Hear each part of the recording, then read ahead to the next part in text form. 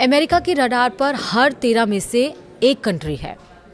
किन देशों को आखिरकार बर्बाद करने का प्लान अमेरिका बना रहा है और क्यों, ये समझना बेहद ज़रूरी है इस वीडियो में। नमस्कार, आप देख रहे न्यूज़ 18 का डिजिटल प्लेटफॉर्म। मैं हूं आपके साथ श्रुति श्रीवास्तव।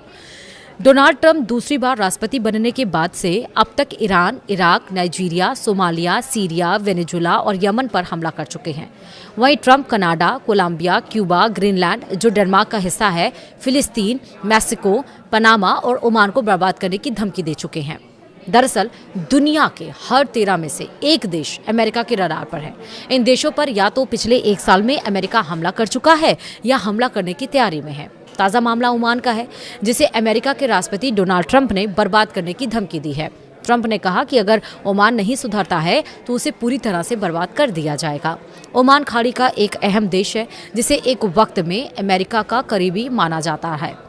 ईरान युद्ध के समय ओमान ने अमेरिका का साथ नहीं दिया, वो भी तब जब ओमान हॉर्मुज़ के किनारे पर स्थित है।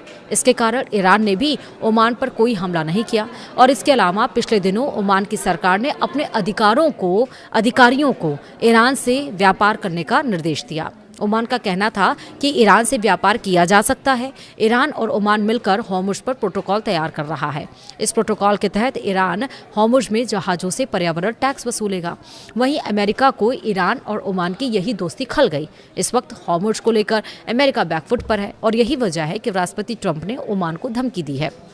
दुनिया की हर 13 में से एक देश को अमेरिकी राष्ट्रपति डोनाल्ड ट्रंप ने रडार पर ले रखा है। दूसरी बार ट्रंप के राष्ट्रपति बनने के बाद से अब तक America Iran, Iraq, Nigeria, Somalia, Syria, Venezuela और यमन पर हमला कर चुका है। ईरान पर अमेरिकी सेना ने पिछले एक साल में 2 बार हमला किया है। इसके अलावा Trump Canada, Colombia, Cuba, Greenland जो कि डेनमार्क का हिस्सा है, मैक्सिको, पनामा, फिलिस्तीन और ओमान को सबक सिखाने की बात कह चुके हैं। यानी कुल 15 देश ऐसे हैं जो ट्रंप की रडार पर हैं। वहीं पॉलिटिको मैगजीन के मुताबिक अमेरिका सेना क्यूबा पर हमले को तैयार है। पेंटागन ने इसके लिए प्लान भी तैयार कर लिया है और यह प्लान अभी राष्ट्रपति डोनाल्ड ट्रंप के पास विचाराधीन के लिए रखा गया है। ट्रंप के फैसला लेते ही अमेरिकी सेना क्यूबा पर हवाई हमला कर देगा।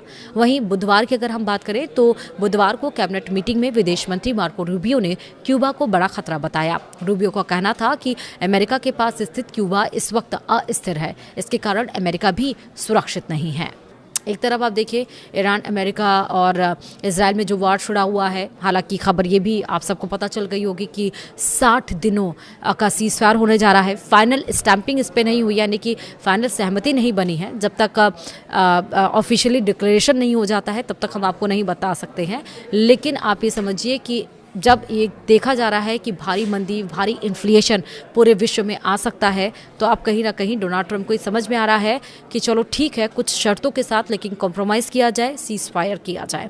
लेकिन इनके बीच में हर 13 में से एक कंट्री अमेरिका के रडार पर, और इतिहास भी यही गवाह दे रहा है। अब क्यूबा की बारी है। वीडियो में आपका क्या सोचना है, कॉमेंट में मुझे ज़रूर बताएगा। वीडियो में इतना ही, नमस्कार।